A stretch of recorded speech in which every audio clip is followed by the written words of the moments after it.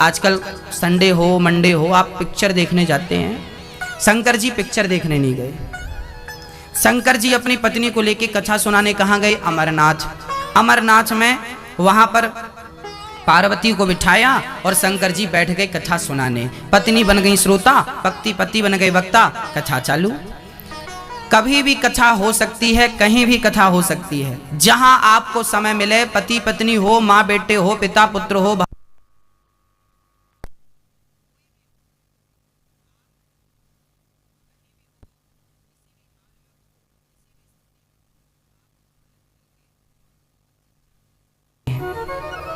हाँ, जहां बैठे हैं वहीं हरि चर्चा चालू कर लो।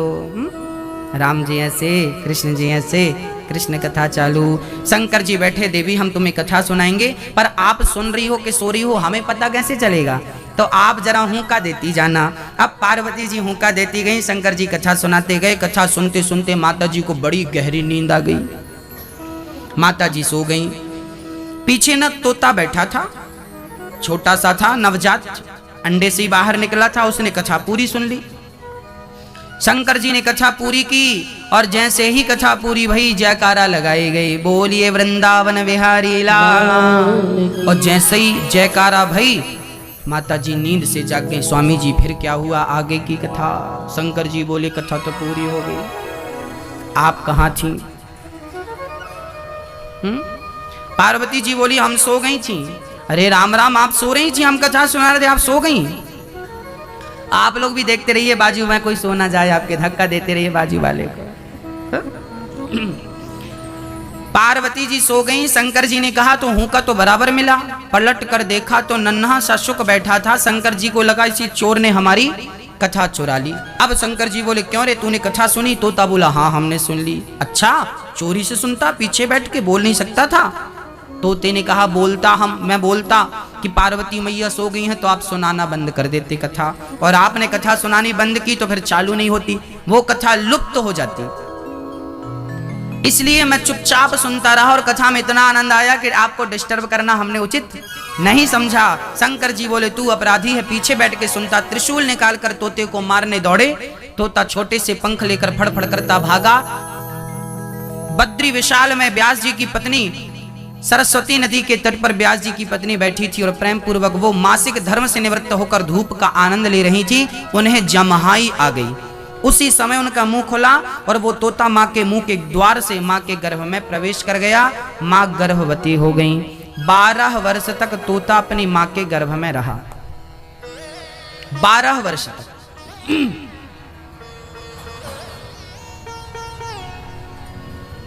गर्भ में रहा। अच्छा, कई बार आप लोगों को आश्चर्य लगता है कि किसी के मुंह से तोता अंदर कैसे जा सकता, और चला गया तो तोता अंदर गया तो वो मां गर्भवती कैसे हो जाएगी? तोता मर नहीं जाएगा? देखिए, ये सामान्य बातें नहीं है। गंगा हजारों नालाओं के बीच से गुजरती है। हजारों नाले बड़े बड़े गंगा में रोज मिलते हैं, पर उन नालों ने आज तक गंगा को नाला तो नहीं बनाया, बल्कि गंगा ने उन नालों को गंगा बना दिया। समर्थ को नहीं दोष गोसाई मेरी माँ। ये बात हम में और आप में लागू नहीं होगी, है ना? पर वो व्यास जी सर्व सामर्थ्य पुरुष थे, उनकी पत्नी लीला करनी थी ना, इसलिए उन्होंने ये लीला की। कथाओं में कई बार अति संयुक्ति हो जाती है, जो आप विश्वास नहीं कर पाते ये कैसे विश्वसनीय है, परंतु वहां एक दृष्टि हमें दी गई है शास्त्रों के द्वारा, हमें उस दृष्टि से देखना चाहिए। उस दृष्टि को तुलसीदास जी कह रहे हैं, बोले समर्थ को नहीं दोष गोसाई। क्या मेरी माँ? समर्थ को नहीं दोष गोसाई। भगवान श्री कृष्ण से माँ यशोदा ने बोला कि चल तू मुंह खोल, मिट्टी खाया है? तो भगवान ने मुंह खोल दिया, और मुंह खोला तो इतने से मुंह में क्या नजर आ गया? पूरा ब्रह्मांड।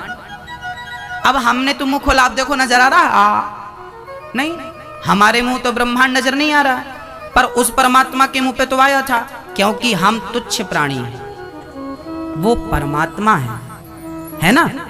कई चीजें हम जब कथा में बोलते हैं ना तो आपको आश्चर्य लगता है, ये कैसे पॉसिबल है? भाई वो ईश्वर है, वो सब कुछ कर सकता है ना। जिसने आपको बनाया हो वो क्या नहीं बना सकता? जिसने ये प्रकृति बनाई हो वो क्या नहीं बना सकता भाई? उसके लिए आश्चर्य नहीं है कोई चीज। तो व्यास जी की पत्नी के गर्भ में तोता गया, 12 वर्ष तक मां के पेट में रहा। भागवत का चिंतन करते करते करते करते तोता भगवान की कथा सुन के गया तो भगवान का चिंतन 12 साल तक हुआ। और चिंतन भगवान का करते करते करते करते करते तोता खुद भगवानमय हो गया। 12 साल बाद मां के गर्भ से बाहर आए भगवान नारायण ने कहा, बेटा बाहर आओ, आपकी मां को बड़ा कष्ट हो रहा है। सुखदेव जी बोले, माया बड़ी प्रबल है, बाहर आएंगे तो माया पकड़ लेगी। सुखदेव जी बोले, कोई माया नहीं। भगवान बोले, हमारी कोई माया नहीं पकड़ेगी, आप बाहर आइए। सुखदेव जी बाहर आए। मां के शरीर से नरा जुड़ा रहता है, नरा कटा, बच्चे ने अपने नरे को कंधे पे रख लिया। नरे को कंधे पे रख करके सुखदेव जी जाने लगे। यम प्रव्रजंत यम व्यास जी, यम सुखदेव जी जाने लगे तो पुत्रेति पुत्रेति पुत्र पुत्र कह के व्यास जी पुकारने लगे। बेटा रुक जाओ, कहाँ जा रहे हो? व्यास सुखदेव जी बोले, हम सन्यास लेने जा रहे हैं। अब देखिए, जो बच्चा पैदा होते ही सन्यास ले ले, क्या वो कोई साधारण बालक हो सकता है? क्या हम उस बालक को आज के बालक से कंपेयर कर सकते हैं? नहीं कर सकते ना। वो अद्भुत लीलाएं थी भक्तों, वो चर्चाएं थी, वो सामान्य बातें नहीं हैं, वो ईश्वर अंश हैं, है ना। सुखदेव जी के बारे में लिखा है, तत्रा भवद भगवान व्यास पुत्रो, स्वयं भगवान ही व्यास पुत्र के रूप में प्रकट भये और जंगल जाने लगे। पिताजी चिल्ला रहे हैं, विवाह तो कर लो, शादी कर लो। सुखदेव जी बोले, पिताजी हम उलझेंगे नहीं गृहस्थी में, यदि एक बार उलझ गए तो फिर सुलझता नहीं है व्यक्ति। ये भगवान की माया ऐसी है कि जो यहाँ पे उलझ जाता है ना, वो सुलझता नहीं है, पूरी जिंदगी उलझे उलझे मर जाता है ना। तो सुखदेव जी बोले, हम शादी तो नहीं करेंगे, विवाह नहीं करेंगे, ये चक्रव्यूह है। व्यास जी ने बहुत समझाया, सुखदेव जी नहीं माने। आगे कुछ देवांगनाएं निर्वस्त्र होकर स्नान कर रही थीं। व्यास जी को देखकर कन्याओं को लज्जा आई, जबकि सुखदेव को देखकर वो लज्जित नहीं हुई। व्यास जी ने कहा, देवी हो, मेरा जवान बेटा यहाँ से गुजरा, आपने उसे देखकर वस्त्र धारण नहीं किए, और मैं बूढ़ा जा रहा हूँ तो मुझे देख के जल्दी से आपने अपने शरीर को छिपा लिया। तब उन कन्याओं ने कहा, व्यास जी आपके पुत्र ने काम को जीत रखा है, उसे पता ही नहीं कि स्त्री और पुरुष में भेद क्या है, कपड़े क्यों पहनने चाहिए, आपके पुत्र को पता ही नहीं। सुखदेव ही आज ऐसे थे ब्रह्मा की सृष्टि में जिन्होंने काम और क्रोध को जीता था, जिनके अंदर काम वासना नहीं थी और क्रोध का लेस मात्र नहीं था। सुखदेव जी 7 दिन तक जनक के द्वार पर बैठे रहे।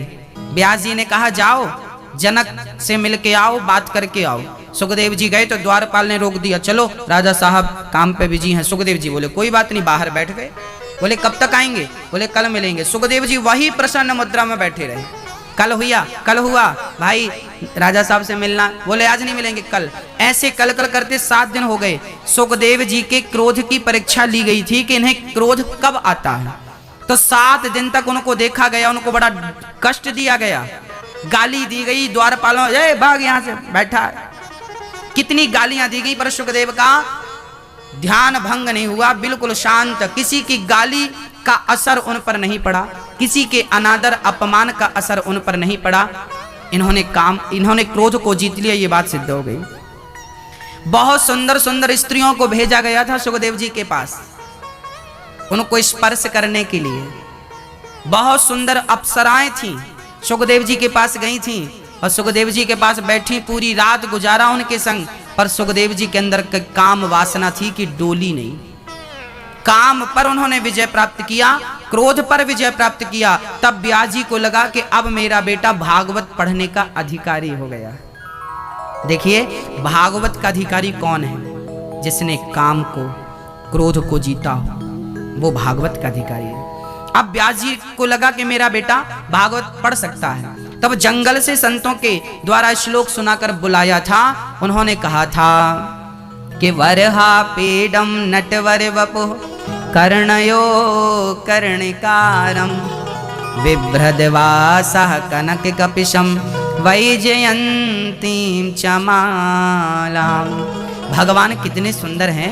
जब भगवान की सुंदरता का निरूपण किया गया तो सुखदेव जी को लगा कि इतना सुंदर कौन होगा।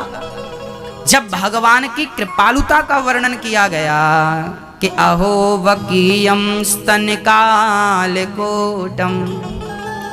पूतना मौसी भगवान को मारने आई, भगवान ने तार दिया। जब ये बात सुखदेव जी सुने तो सन्यास लेने के लिए समाधि लगाई थी, भगवान की भक्ति के लिए समाधि लगाई, और जब भगवान की दयालुता का सुना ना तो उठ के खड़े हो गए।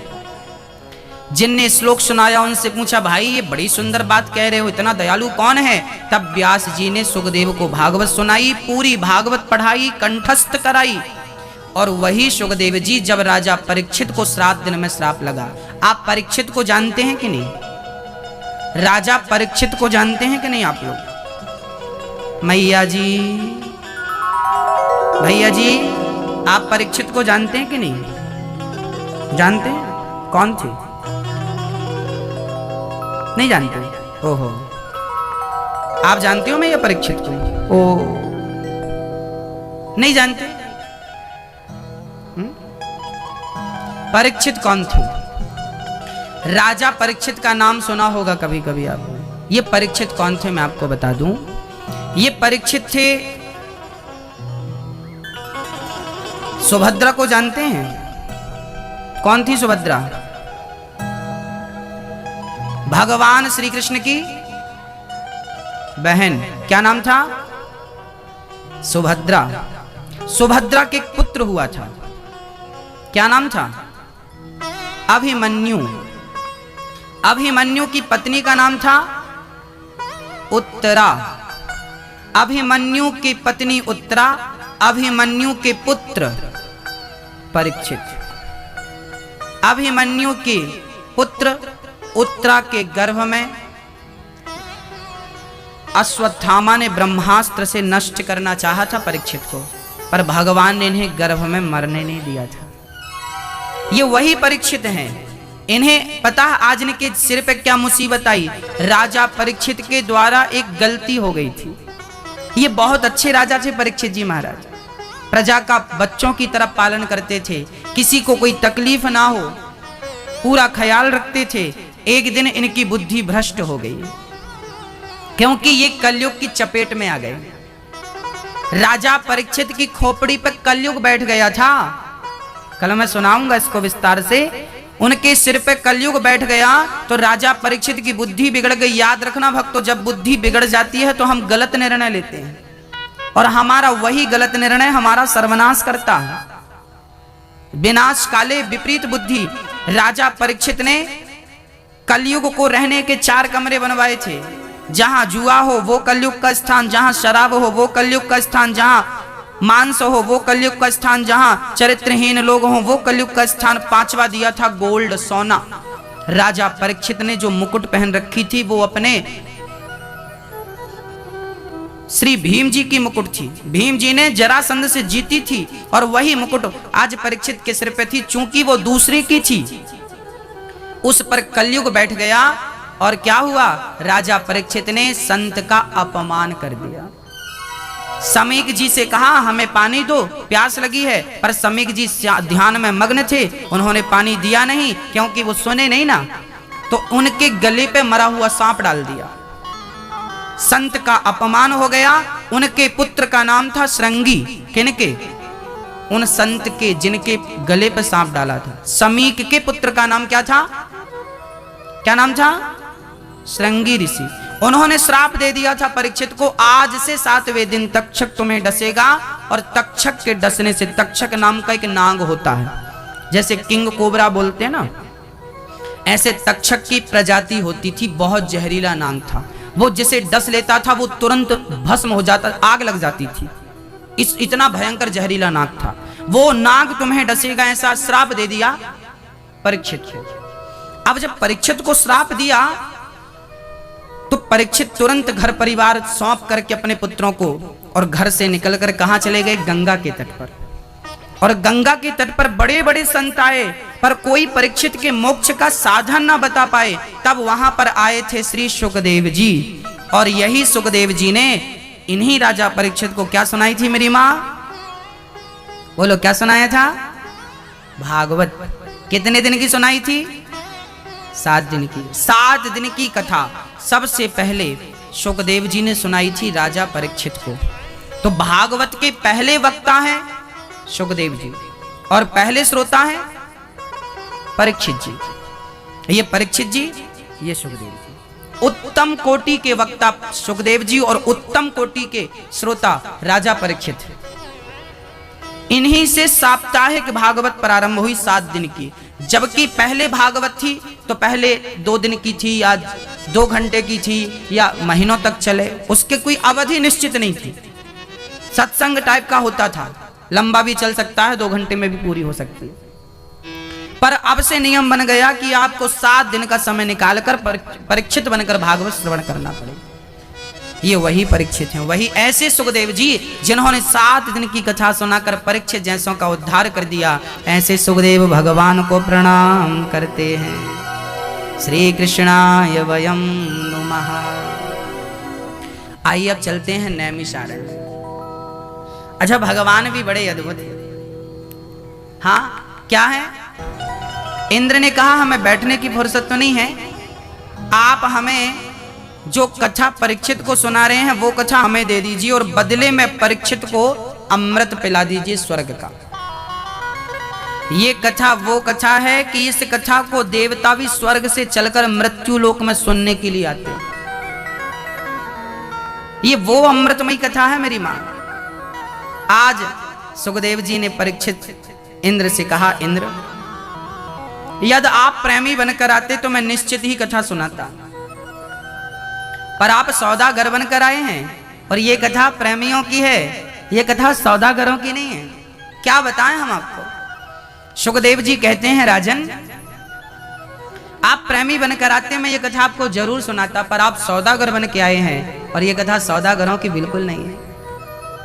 सुखदेव जी ने कहा, आपके स्वर्ग का अमृत कांच का टुकड़ा है और हमारी कथा अमृत तो मणि है। कांच का टुकड़ा देकर भला अपनी मणि लेकर कौन दे सकता है? क्वा सुधा क्वा कथा लोके क्वा कांचा क्वा मणिन महान। इंद्र को कथा नहीं सुनाई, इंद्र स्वर्ग लोक चले गए। इंद्र को बड़ा बुरा लगा कि बताओ हमें कथा नहीं सुनाई। अब बताओ इंद्र जितने वीआईपी कौन होंगे, उन्हें भी अधिकारी नहीं समझा कथा का। सच कहता हूं मेरी मां, ये जो भागवत है ना, इसके अधिकारी सब नहीं होते। जिनके हृदय में प्रेम है ईश्वर के चरणों में, मेरे गोविंद के चरणों में, जिनके हृदय में अपार भक्ति हो, प्रेम हो, उन लोगों को ये कथा सुनाई जाए ना तो उनको कई गुना आनंद की अनुभूति होगी।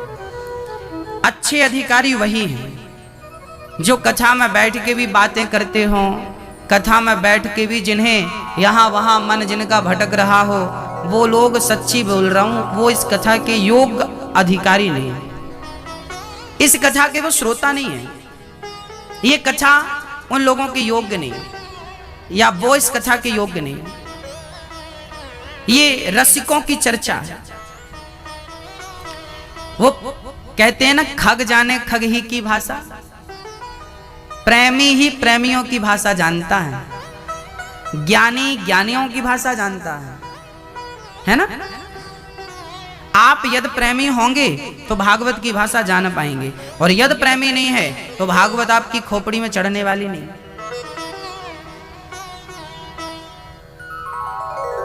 प्रेमियों का ग्रंथ है ये। भक्तों, सच्ची बात तो यह है कि यहां प्रेमी बनाए भी जाते हैं।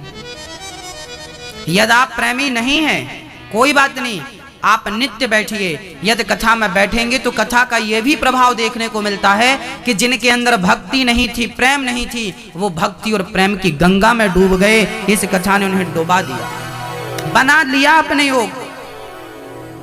कई बार हम योग्य होते नहीं हैं, पर योग्य हमें भगवान बना देते हैं। अकारण करुणा कर लेते हैं, कर देते हैं, किसी पर हो गई। हाँ भक्तों, इंद्र को बड़ा बुरा लगा, हमें कथा सुनाई नहीं। इंद्र ने स्वर्ग लोक पे तराजू बांधी, एक पलड़े पे भागवत को रखा, दूसरे पलड़े पे तमाम स्वर्ग के सुखों को रखा। तौल कर देखा तो भागवत का पलड़ा भारी था। इंद्र को लगा भगवान क्षमा कर दीजिए, कोई अपराध हो गया हो। तब भागवत से भगवान प्रकट हो गए। इंद्र बोले प्रभु आप यहाँ, भगवान बोले हम यहीं हैं, जहां भागवत होती है हम वहीं रहते हैं। ये भागवत प्रत्यक्ष कृष्ण है भक्तों। कथा के माध्यम से ये कृष्ण आपके भीतर प्रवेश कराए जाएंगे, है ना। कई बार कानों के माध्यम से हमें पिवाया जाता है। जैसे डॉक्टर जब हमें बोतल चढ़ाता है तो वो नस के माध्यम से चढ़ाता है, सुई नस पे लगाता है और वो पूरा लिक्विड हमारे शरीर को प्राप्त कर लेता है। बस भक्तों, जैसे डॉक्टरों के हिसाब से मुंह से नहीं खाना पड़ता। डॉक्टर पानी पिलाएगा तो नसों से पिला देगा, खिलाएगा तो भी नसों से खिला देगा। वो खाने में रोटी दाल की बात नहीं करता, वो तो नसों से महीने भर आपको जिंदा रखेगा, मरोगे नहीं। जैसे डॉक्टरों के हिसाब से खाना पीना बोतल से होता है, नसों के माध्यम से, ऐसे ही भक्ति में सिद्धांत बदल जाता है। भक्ति में तो जब कथा सुनने आएंगे तो यहाँ तो कान ही, राजा परीक्षित को 7 दिन तक सुखदेव जी ने कथा का ऐसा रसपान कराया कि परीक्षित को 7 दिनों में ना तो प्यास लगी ना तो भूख लगी। राजा परीक्षित 7 दिनों तक एक आसन पर बैठे रहे, कथा श्रवण करते रहे। परीक्षित से सुखदेव जी ने कहा भी था कि राजन आज 4था दिन है, तुम आसन पर बैठे हो, जाओ हम विराम दे रहे हैं कथा को, थोड़ा सा जल पियाओ गंगा जी का, थोड़ा फल फूल खा लो। तब परीक्षित ने कहा कि गुरुदेव, जिसको कथा का रस प्राप्त हो रहा हो वो और कौन सा रस प्राप्त करना चाहेगा। इस रस से अमूल्य और कुछ है, हमें किसी रस की जरूरत नहीं है। राजा परीक्षित के बारे में लिखा 7 दिन तक ना उन्होंने जल ग्रहण किया एक बूंद, ना उन्होंने अन्न का एक दाना ग्रहण किया, केवल कथा रस पान करते रहे कानों से, और उन्हें एनर्जी भरपूर मिलती रही। सच्ची बात तो यह है कि कथा में सारी एनर्जी है। मुंह कहो ही बाचाल, पंगु चढ़े गिरिवर गहना, जासु कृपा सुदयाल, मुंह कम करोति वाचालम, पंगुम लंघयते गिरिम, यत कृपा तम हम वंदे परमानंदम माधवम। मैया जी गीता में लिखा है और रामचरितमानस में, दोनों जगह एक ही बात लिखी है।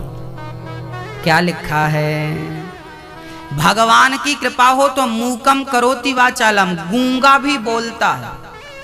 गूंगा भी क्या करता है मेरी माँ? यदि ईश्वर कृपा करे तो गूंगा भी बोल सकता। गूंगा मूकम करोति वाचालम, पंगुम लंघयते गिरिम, अर्थात लंगड़ा भी पहाड़ को लांघ जाता। गिरिम मतलब पहाड़, पंगुम लंघयते गिरिम, पहाड़ को लांघ सकता है लंगड़ा यदि ईश्वर की कृपा होए तो। गूंगा भी बोल सकता है यदि ईश्वर की कृपा होए तो। अरे हनुमान जी जब लंका गए तो हनुमान जी ने समुद्र को छलांग लगा के पार कर लिया कि नहीं? प्रभु मुद्रिका मेली मुख माही, जलधि लांघ गए अचरज नाही। अरे भाई, जिनकी कृपा बल पर हनुमान जी समुद्र को छलांग लगाकर पार कर सकते हैं, उन्हीं के नाम के बल पर, उसी राम नाम के बल पर यदि हम भवसागर को पार कर जाएं तो आश्चर्य मत मानिएगा। ये तो नाम की महिमा है, ये तो कथा की महिमा है। प्रभु मुद्रिका मेली मुख माही, जलधि लांघ गए अचरज नाही। आश्चर्य नहीं है, ये तो कथा है। इंद्र का अहंकार नष्ट हो गया। सुखदेव जी ने राजा परीक्षित को कथा सुनाई। ये कथा एक बार देवर्षि नारद जी ने भी सुनी थी। एक बार क्या हुआ, नारद जी महाराज तीर्थों का भ्रमण करते करते कहां कहां चले गए, जरा ध्यान पूर्वक सुनिएगा। कि अहम तो पृथ्वीं यातो ज्ञात्वा सर्वोत्तमामिति, पुष्करं चा प्रयागं चा काशीं गोदावरीं तथा। नारद जी बोले मैं आज पृथ्वी के समस्त तीर्थों में गया पर ना पश्यम कुत्रमिच्छर मनः संतोषकारिकम। नारद जी बोले मैं सारे तीर्थों में गया, पुष्कर, प्रयाग, काशी, गोदावरी, हर क्षेत्र, कुरुक्षेत्र, रंगनाथ, सारे तीर्थों में गया, शांति कहीं नहीं। तब नारद जी शांति की खोज में मेरी मां संतों के आश्रमों में चले गए, वहां भी शांति नहीं, तो आपके घर आ गए इंदौर। चलो शायद इनके घर शांति हो। अच्छा, आपके घर शांति है कि नहीं? आजकल शांति नहीं है साहब। तरुणी प्रभुतागे शाल को बुद्धिदायक, कन्या विक्रियणे लोभात् दंपत्तीनां चकलकनम। आजकल घर में शांति रह नहीं गई। क्यों नहीं रहेगी शांति? क्योंकि कोई किसी की बात ही नहीं मानता। पत्नी बोली हम क्यों माने, पति बोला तो हम क्यों माने। अब एक ताजी घटना मैं आपको सुनाऊं, आजकल क्या चल रहा है। हमारे एक मित्र हैं, उनका विवाह हुआ, शादी हुई, बढ़िया हंसता खेलता परिवार था। पत्नी एक दिन बोली सुनो, अब अपन लोग अकेले रहते हैं, अलग अलग। तो उसने बोला लड़के ने कि क्यों, हमारी माँ और हमारा पिता ही तो है, तीसरा कोई है थोड़ी। यदि हम अकेले रहेंगे तो फिर इनका ख्याल कौन रखेगा। अब लड़की जिद कर ली, पत्नी नहीं नहीं हमें तो अब अलग रहना, बुढ़िया पसंद नहीं, प्राइवेसी कुछ होती है, अच्छा नहीं लगता है किसी साहब। लड़की ने जिद कर ली अकेला रहना है हमें। उसकी खुशी के लिए वो पति मान भी गया, चल ठीक है। पास में ही किराए से ले लिया और रहने लगा। पर बेटा तो बेटा था, वो अपनी माँ को छोड़ नहीं पाया बेचारा, तो माँ से मिलने चला जाता था। अब बोली तुम माँ के पास क्यों जाते हो, तुम माँ के पास जाते हो तो मैं भी चली अपनी माँ के पास। चली गई छोड़ के, सच घटना बोल रहा हूँ। आप आएंगे तो मैं पूरा बायोडाटा दे दूंगा, रिसर्च कर लेना। तुम माँ के पास जा रहे हो, मैं भी चली माँ के पास। माँ के पास गई तो माँ ने कहा सुनो ठीक नहीं है लड़का, एक काम करो हम तुम्हारा दूसरा कर देंगे, इसे तलाक दे दो तुम। साहब सोचो, अब देखना क्या मतलब, कोई बातें ही नहीं है, कोई मुद्दे ही नहीं है झगड़ा करने के लिए। तो कोई मुद्दा नहीं है तो कुछ भी तो बनाओ। आजकल रिश्ते कैसे टूट रहे हैं, मैं एक एग्जांपल दे रहा हूं आपको, रियल घटनाएं हैं, आसपास घटने वाली घटनाएं हैं। लड़की ने अपनी माँ के पास चली गई। माँ ने कहा कि बेटी तू परेशान है ना, अब बताओ माँ कैसी माँ थी वो। उसको ये ना बोलना चाहिए कि बेटी तेरे को सास क्यों बोझ लग रही है, पर नहीं तू ठीक कह रही है, सास के पास क्यों रहेगी तू, अब तू मेरे पास रह, तलाक दे दे। अभी 15 दिन पहले उनका तलाक हो गया। अब बताइए, मतलब रिश्ते गुड्डा गुड्डी का खेल बन गया। जब चाहो मिला दो, जब चाहे जोड़ लो, जब चाहे तोड़ दो। हम लोग छोटे थे ना तो हम लोग रेत के ढेर में बैठ जाते थे और रेत के ढेर में बैठ के एक पांव आगे करते थे, उस पांव को आगे करके उसके ऊपर रेत खूब डालते थे और हाथ से खूब पीटते थे और धीरे से पांव निकाल लेते थे और फिर हाथ से उसको एक छोटा सा घर बनाते थे, उस घर पर खेला करते थे। और जब खेल पूरा हो जाए, माँ ने आवाज लगाई बेटा चल घर आ जा, तो उसी घर पे एक लात जमाई और चल पड़ते थे। आज की गृहस्थी, आज के घर ऐसे ही हो गए कि तुरंत बनते हैं और तुरंत टूट जाते हैं। तो आपसे मेरी प्रार्थना है कि इस प्रकार की कमजोरी आपके परिवार में हो तो दूर कर लीजिएगा। चुनौतियों से समझौता नहीं, चुनौतियों का सामना कीजिए। चुनौतियों से पीठ दिखाकर भागिए मत। हमारे सामने चुनौती है किसी की सेवा करने की तो भागिए मत, उसका डट के सामना कीजिए, सेवा करिए ना। आपके सामने चुनौती, आपकी सास की सेवा करनी पड़ेगी, करिए ना। सेवा भी सबके भाग्य में नहीं होती, और जो सेवा कर लेता है ना उनको मेवा भी मिलती है, ये भी याद रखिएगा। सेवा ईश्वर का स्वरूप है, तरुणी प्रभुता आजकल, ये बात भागवत में लिखी है इसलिए हम आपको समझाते रहते हैं। अब बताइए वहां पर लड़के की गलती थी कि लड़के की गलती थी? हम निर्णय आप करिए, अपने को कुछ नहीं आता। जो कहानी घटी थी सुना दी आपको, कहीं आप भी गलतियां ना करें इस प्रकार। आजकल घर पे किसकी चल रही है जरा समझिएगा, तरुणी प्रभुता गे। आजकल घर पे नई नई बहुओं की चल रही है, सासू माँ की कोई पूछ नहीं। आजकल नौजवानों ने बड़ों की रिस्पेक्ट बंद कर दी है, बड़ों का आदर बंद कर दिया। आपको पता है आजकल के बच्चे बड़ों का आदर नहीं करते। आजकल के बच्चे बड़ों को समझते हैं ये मूर्ख लोग हैं। आजकल बेटा अपनी मम्मी को मूर्ख मानता है, मेरी मम्मी पागल मूर्ख है। मैं तो पढ़ा लिखा हूं, साइंस पढ़ता हूं मैं, मेरी मम्मी तो अंगूठा छाप अनपढ़, ये क्या जानती है? सही है, मानते हैं पढ़े लिखे बच्चे माँ को मूर्ख मानते हैं। इन बच्चों को कौन समझाए कि तुम्हारी माँ सबसे बड़ी वैज्ञानिक थी? तुम जमाने पर रिसर्च कर रहे हो,